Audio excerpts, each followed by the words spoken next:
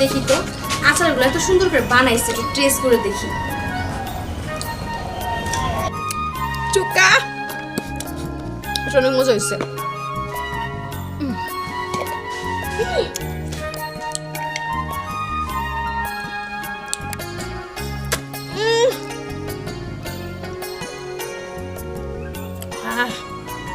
কি মজাটা আচারগুলো হয়েছে, ভালো হয়েছে। এগুলা রাত্রে শুকাইতে দিয়া তারপরে এগুলা ঘরের মধ্যে রেখে দিতে হবে। পোলাপান তো নাই, পোলাপান দেখলে পোলাপান সব খেয়ে ফেলাইবো।